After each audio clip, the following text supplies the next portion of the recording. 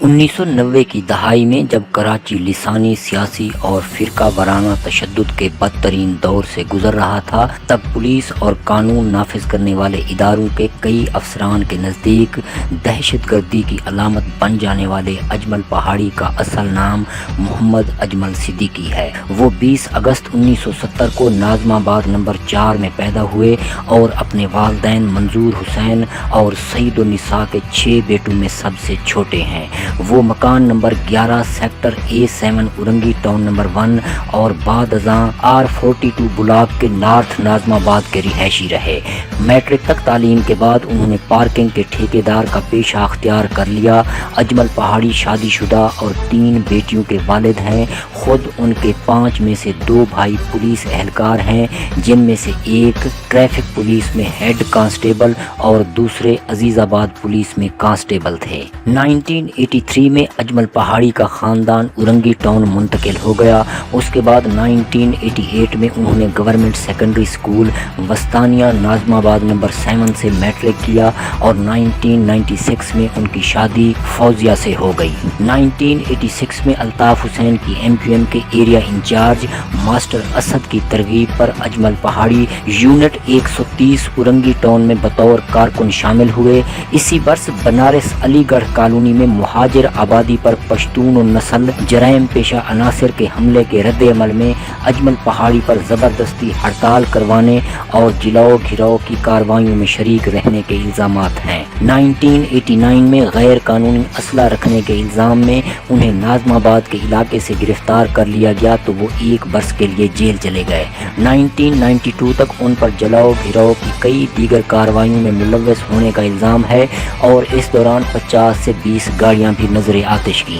Police کے مطابق اپنی شناخت چھپانے کے لیے اجمل پہاڑی نے عدنان، محمد حسین اور شاہ نواز جیسے کئی فرضی نام بھی اختیار کیے۔ اجمل پہاڑی کے بارے میں دوران حراست بننے والی جوائنٹ انویسٹیگیشن ٹیم کی رپورٹ کے مطابق اجمل پہاڑی کا دعویٰ ہے کہ وہ 1996 میں MQM لندن سیکٹریٹ سے ندیم نصرت کے کہنے پر اپنے ساتھی ذیشان PIB والا کے ساتھ سنگاپور پہنچے اور مصطفیٰ مارکیٹ میں واقع ایک ہوٹل میں قیام کیا، لیکن انہیں علم نہیں تھا کہ انہیں کس مقصد کے لیے سنگاپور بلوایا گیا ہے۔ رپورٹ کے مطابق رابطہ کرنے پر ندیم نصرت نے جنوبی افریقہ سے جمیل عرف جمی کو ان کے پاس بھیجا، جس نے 3 روز بعد انہیں ویزا دلوا کر سنگاپور ایئرپورٹ لائن سے انڈیا بھجوایا۔ رپورٹ میں یہ بھی بتایا گیا کہ دلی ایئرپورٹ پر کراچی سے مفرور اور مطلوب ملزم سنی نے ان کا استقبال کیا اور 15 روز تک ایک گھر میں مہمان رکھنے کے بعد بس کے ذریعے 3-4 گھنٹے کی مسافت پر واقع جنگل میں قائم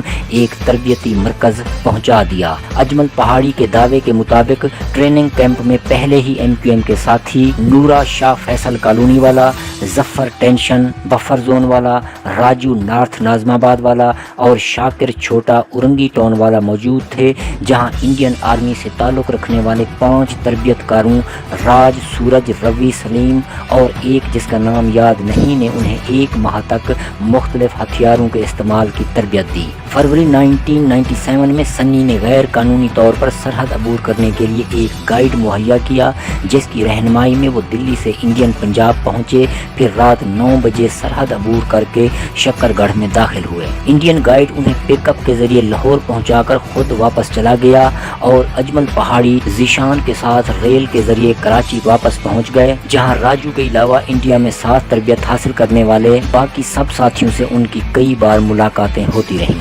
2010 میں مرتب ہونے والی GID رپورٹ میں اجمل پہاڑی نے مختلف قتل کے واقعات کا اعتراف کیا اور انہوں نے حکام کو یہ بھی بتایا کہ ہر قتل انہوں نے کس کے حکم پر کیا۔ ان قتل کے اطراف کی تفصیل کچھ یوں ہے۔ 1993 میں انہوں نے اپنے ساتھی اور بعد ازاں پولیس مقابلے میں خود بھی ہلاک ہو جانے والے آصف زیدی کے حکم پر پولیس مقابلے ہی میں مارے جانے والے ساتھی سعید نیگرو کے ساتھ مل کر مکی ٹاؤن میں پولیس افسر ASI عارف شاہ کو قتل کیا۔ 1994 میں آصف زیدی ہی کی ہدایت پر قمر ٹیڈی کے ہمراہ اورنگی ٹاؤن نمبر 7 میں MQM حقیقی کے کارکن شانی کو قتل کیا۔ 1994 میں ہی لندن سے MQM کے سینیٹر رہنما محمد انور کے حکم پر قطر ہسپتال اورنگی ٹاؤن کے قریب انہی ساتھیوں کے ساتھ پیپلز پارٹی کے 2 کارکنان اصغر اور یاسین کو قتل کر دیا۔ 1994 میں اپنے ساتھیوں ناصر، نایاب نایاب، راشد شیخ، ساجد سعید نیگرو، یہ پانچوں افراد خود بھی بعد ازاں پولیس مقابلوں میں مارے گئے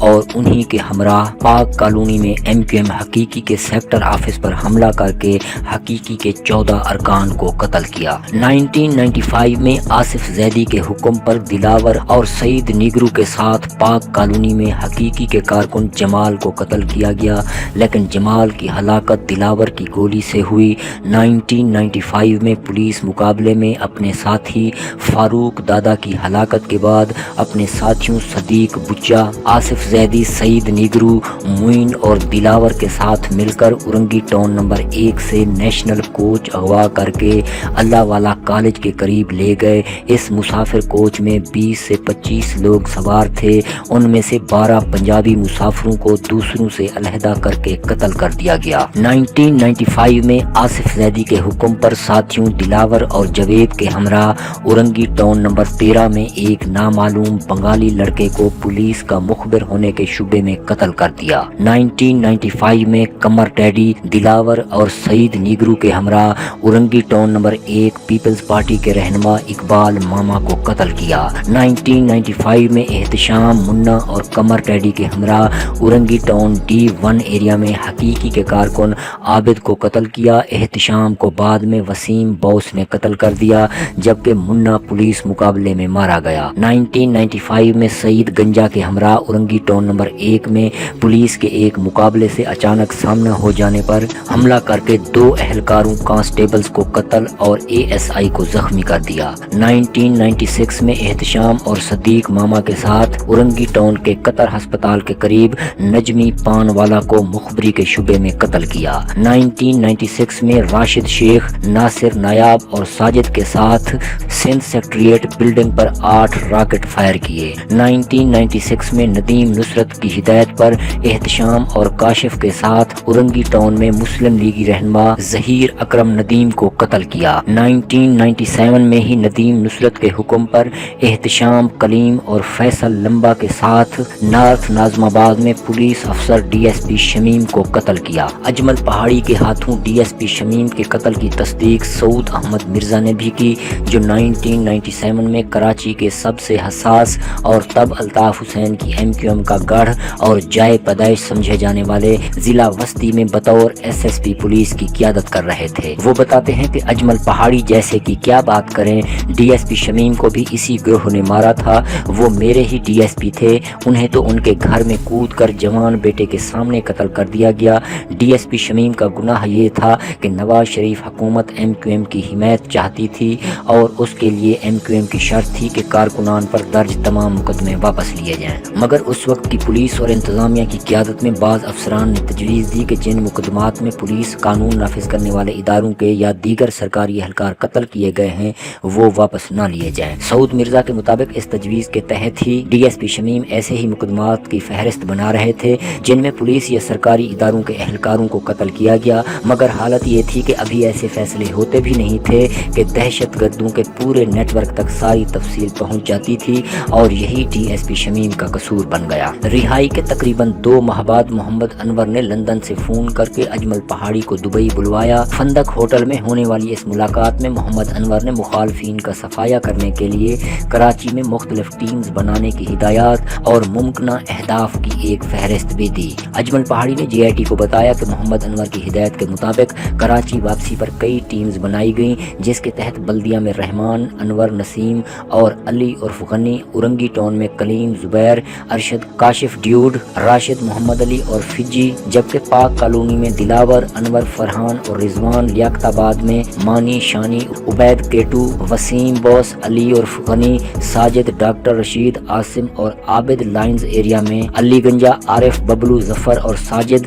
جبکہ لیاری رنچھوڑ لائن میں نعیم ملا، طاہر لمبا، رضوان، عارف اور سلیم پر مبنی ٹیمز بنائی گئیں۔ اجمل پہاڑی نے GIT کو بتایا کہ ان نئی ٹیمز کو مختلف ذمہ داریاں سونپی گئیں، جن کے مطابق MQM کے خلاف کام کرنے والے اپنے ہی کارکنوں اور حقیقی کے کارکنان کا صفایا اجمل پہاڑی کی اپنی ٹیم کی ذمہ داری تھی، جبکہ ایک اور ٹیم میں جاوید بندھا، سلیم بلوچ، غلام پٹنی، آصف بڈھا، آصف قدوس، ثنا اور علی تھے، جن کے ذمے عوامی نیشنل پارٹی کے کارکنان کا قتل تھا۔ ان کے بقول تیسری ٹیم اشتیاق اشتیاق پولیس والا کے ماتحت تھی، جس میں عبید کیٹو، رافع شاویر تھے جو پولیس میں MQM کے مخالفین کے قتل کے لیے بنائی گئی تھی، جبکہ آغا حسن گروپ بھی تشکیل دیا گیا تھا جس میں سہیل بھورا، فجی اور لیاقت آباد کے کچھ ساتھی شامل تھے۔ یہ ٹیم سپاہ صحابہ سمیت مذہبی جماعتوں کے کارکنان کے قتل کے لیے بنائی گئی تھی۔ ٹارگٹ کلنگ کے لیے کوڈ ورڈز میں پیغام رسانی کی جاتی، مثلا فائل خرید لو، پیمنٹ لے لو، پلاٹ پرچیز کر لو اور اسی طرح احکامات دیے جاتے تھے۔